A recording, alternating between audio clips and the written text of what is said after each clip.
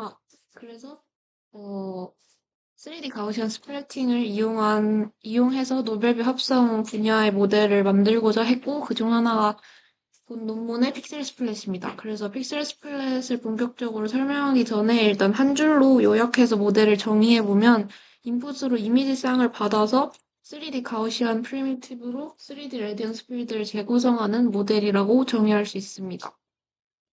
그래서 관련 연구로는 총 세 가지가 논문에서 소개가 되어 있었는데 간략하게만 설명을 드리면 먼저 싱글씬 노벨뷰 합성 분야인데 해당 연구 분야에서는 뉴럴 필드랑 볼륨 렌더링이 표준적으로 사용이 되고 있었는데 해당 모델들은 이제 연산량이 많이 필요하다는 점에서 3D 가우시안 스플리팅이 등장했고 3D 가우시안 스플리팅은 지난주에 설명드렸던 것처럼 3D 가우시안 함수를 이용해서 보다 효율적으로 렌더링을 가능하게 한다는 점에서 위의 한계점을 극복했고요. 하지만 이 두 가지 방법론 모두 많은 이미지를 필요로 한다는 점에서 소량의 이미지를 가지고 새로운 뷰를 합성하고자 두 번째 프라이어 베이스드 3D 리컨스트럭션과 뷰 합성 연구가 제시가 되었는데 최근에 관련 연구들은 빠른 속도의 렌더링을 위해서 이제 이미지의 해석 가능성을 포기했다는 점에서 한계가 있었습니다.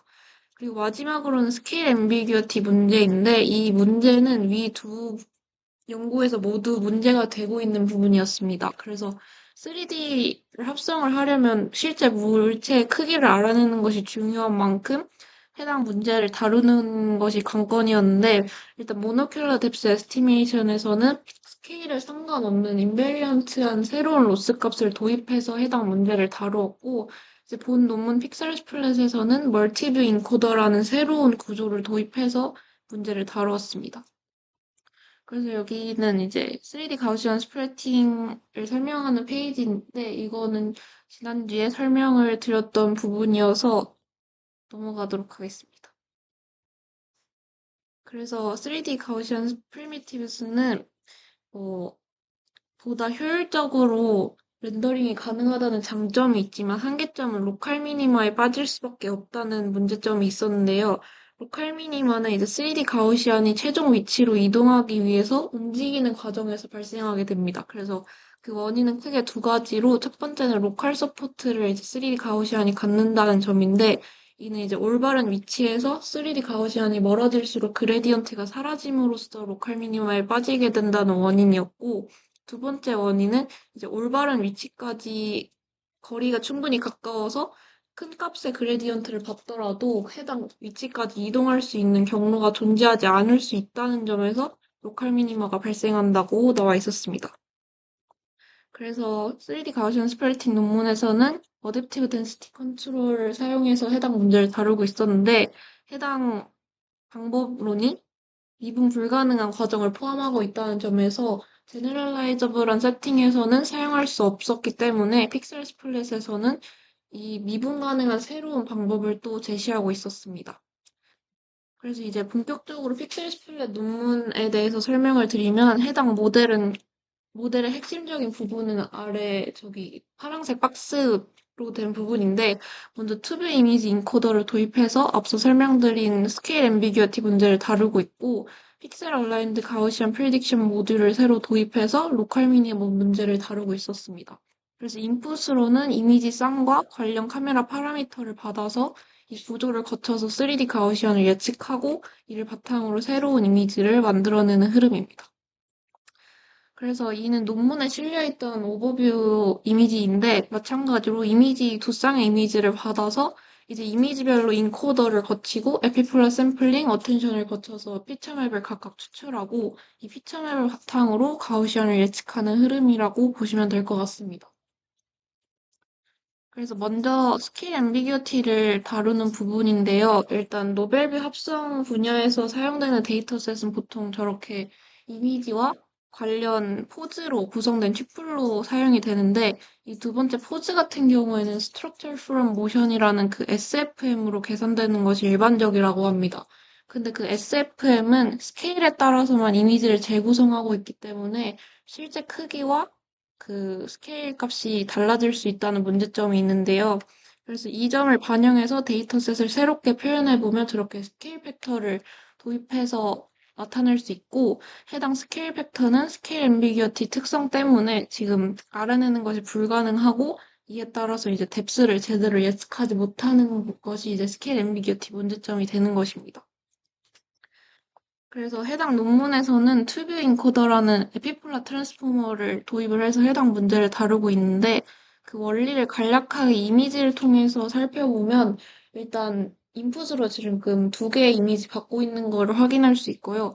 그 원리는 이제 왼쪽 이미지에 그 레이의 픽셀에 해당하는 피처를 오른쪽 이미지에서 에피폴라 라인에 따라 샘플링한 피처랑 비교를 해가지고 가장 적절한 뎁스를 찾도록 하는 것이고, 그래서 그 올바른 뎁스를 인코더가 기록하도록 하는 것이 그 원리입니다.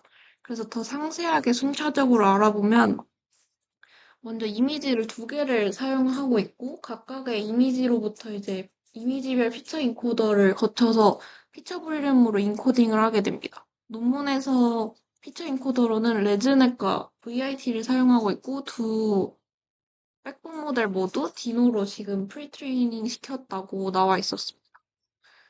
그리고 피처맵을 인코딩하고 나서 이제 여기가 제일 핵심적인 부분이고 가장 복잡한 부분인데 에피폴라 샘플링을 하는 과정이고 이제 이미지를 두 개를 받으니까 지금 이미지가 각각 박스 하나, 두 개 이렇게 나와 있는데 어, 이제 첫 번째 이미지를 기준으로 설명을 드리면 첫 번째 이미지에서 지금 빨간색 X로 레이가 쳐 있는 부분이 이제 특정 레이에 있는 픽셀 값을 말하고 있는 것이고 이 픽셀 값이랑 오른쪽 이미지에서 대응되는 피처를 비교를 해서 그 뎁스를 예측하는 것이 원리인데 이제 어떤 부분이랑 대응되는 첫 번째 이미지에 있는 픽셀 값이랑 두 번째 이미지에 있는 대응되는 픽셀 값을 찾아야 되는데 그 대응되는 픽셀 값이 정확하지 않기 때문에 이를 에피폴라 라인을 새로 구축해서 좀 후보군들을 저렇게 빨간색 동그라미로 샘플링을 하는 것이 이제 두 번째 단계이고 그렇게 샘플링한 피처 값들과 이제 첫 번째 이미지의 픽셀 값이랑 이제 트라이앵귤레이션을 해서 카메라 원점까지의 거리를 계산하는 방식으로 뎁스를 계산하게 되고, 이제 샘플이 지금 여러 개니까 이 중에서 가장 적합한 걸 찾아서 그걸 뎁스로 사용을 해야 되기 때문에 이 가장 유사한 걸 찾기 위해서 어텐션을 지금 다음 단계에서 사용을 하게 되는데, 그래서 그 어텐션에 사용할 커리 키 밸류 값들을 지금 여기서 각각 계산을 하고 있고, 커리 값은 레이 피처 값을 그대로 활용을 하고, 키와 밸류 값은 이제 위에 세 번째 단계에서 계산한 거리를 활용해서 샘플링하고 있는 것을 확인할 수 있습니다. 그래서 이렇게 어텐션 값을 넣어서 이제 그 어텐션 값을 기반으로 가장 유사한 것이 가장 큰 가중치를 갖도록 해서 계산을 하고 있는 시기고요. 그래서 이제 결론적으로 이 다섯 번째 단계를 거치면은 그 각각의 피처 값들이 뎁스 포지셔널 인코딩스의 가중치 합을 갖게 돼서 이때 이 가중치는 그 두 픽셀 간의 유사도로 사용이 되기 때문에 가장 유사한 픽셀 값이 가장 큰 가중치 값을 갖게 돼서 결론적으로 이 피처 값이 이제 스케일 벡터에 맞도록 스케일 뎁스를 인코딩 가능하게 된다는 점에서 스케일 앰비기어티를 해결할 수 있는 것이고요. 마지막으로 이제 이미지별 셀프 어텐션 레이어를 거쳐서 이렇게 스케일된 뎁스 값들을 이제 이미지별 피처맵에다가 프로파게이트 시키는 과정으로 이제 해당 인코더 과정이 마무리가 됩니다. 그래서 이렇게 스케일을 좀 반영한 피처맵이 결론적으로 나오게 되고, 이를 바탕으로 이제 가우시안 프리미티브를 예측하는 단계가 마지막 단계인데요.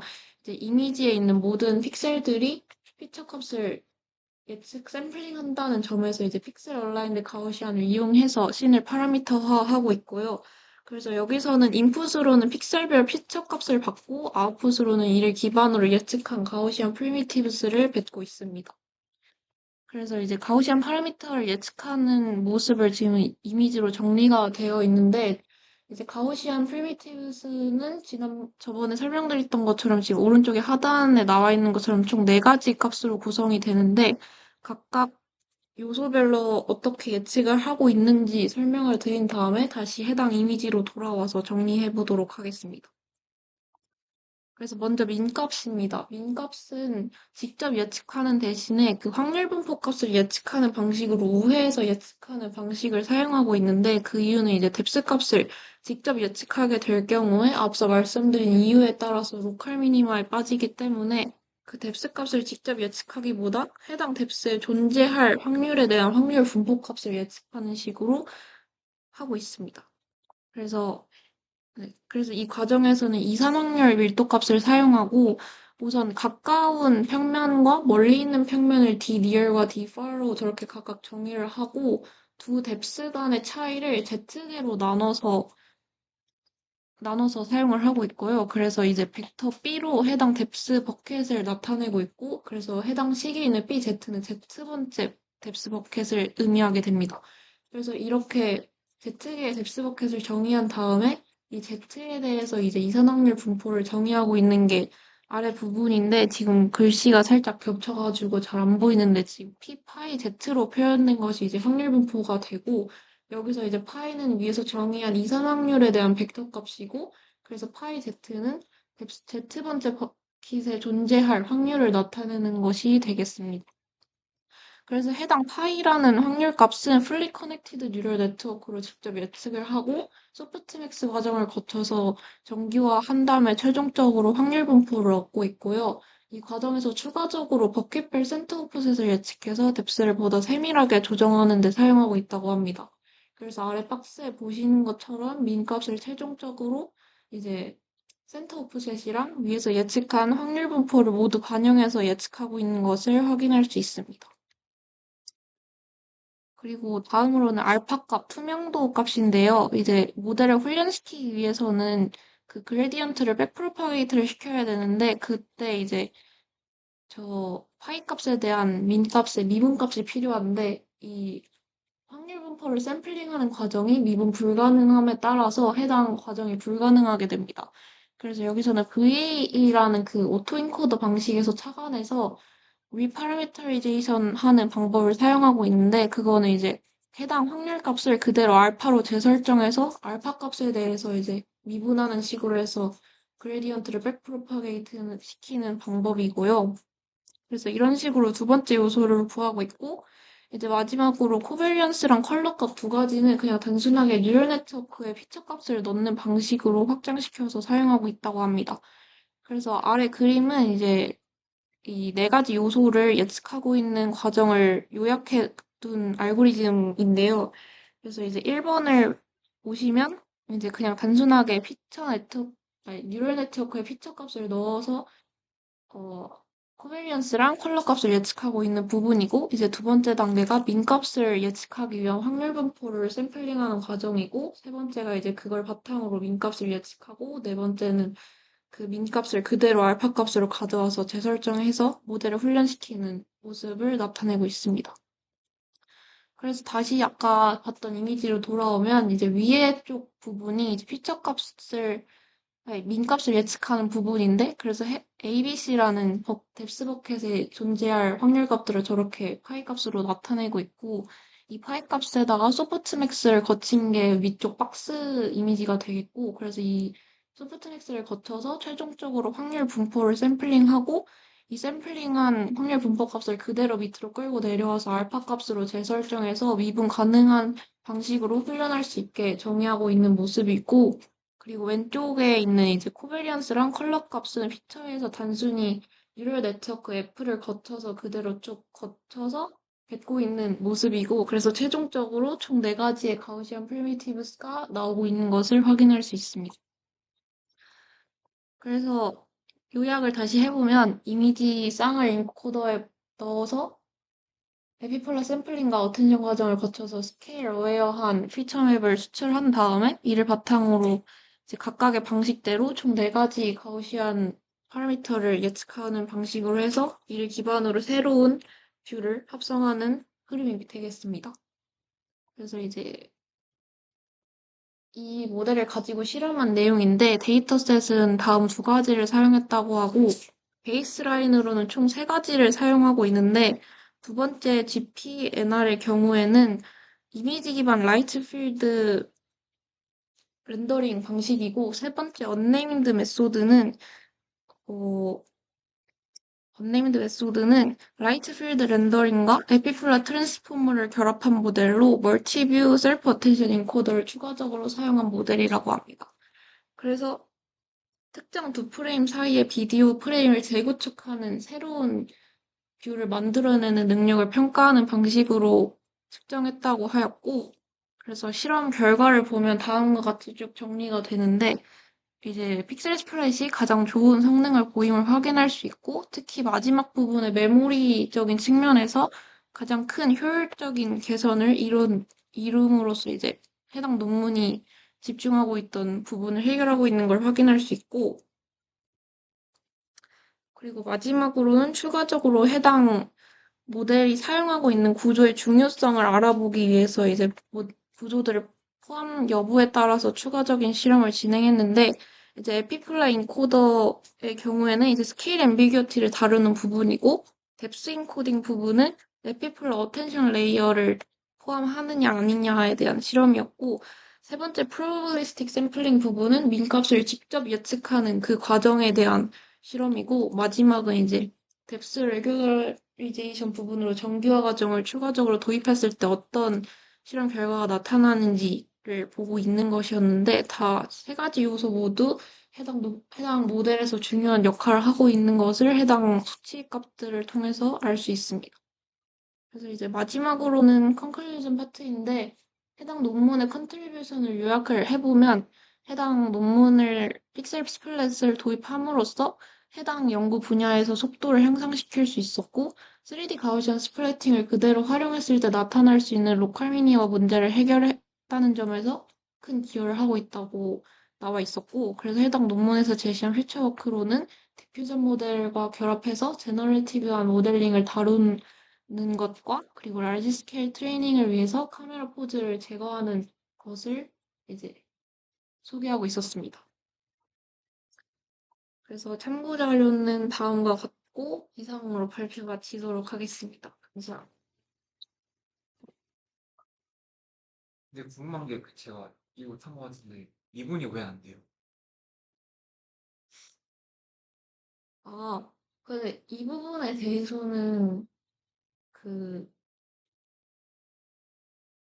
미분이 안 된다고만 나와 있고 그 상세한 계산 과정은 안 나와 있어가지고 그 과정은 저도 더 알아봐야 될 것 같습니다. 질문 있나요?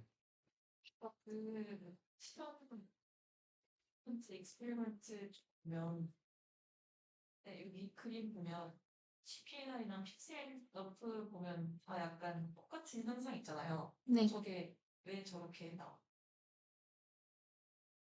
픽셀 너프랑 GPNR. 약간 다막 어디 생각 저거보다 낫다라는 걸 보여주고 근데 저거는 도대체 왜 저렇게 나죠?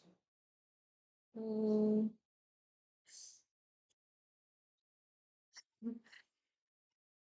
제가 실험 결과를 상세하게 분석을 해보지는 않아가지고, 그 원인은 정확하진 않은데, 제 생각으로는 이제 해당 두 개가 약간 흔들리고 약간 어디 끌려가는 것처럼 나온 게 스케일 앰비규어티를 제대로 처리를 하지 못해가지고 지금 약간 경계면들이 약간 흔들리는 식으로 돼서 조금 그렇게 보이고 있는 것 같습니다. 이거 그냥 궁금한 건데 메모리 트레이닝 보면은 14.4 기가바이트 나와 있는데 그럼 저거 프로그램으로도 돌릴 수 있어요? 올려보진 않았는데 가능하지 않을까요, 그러면? 그러면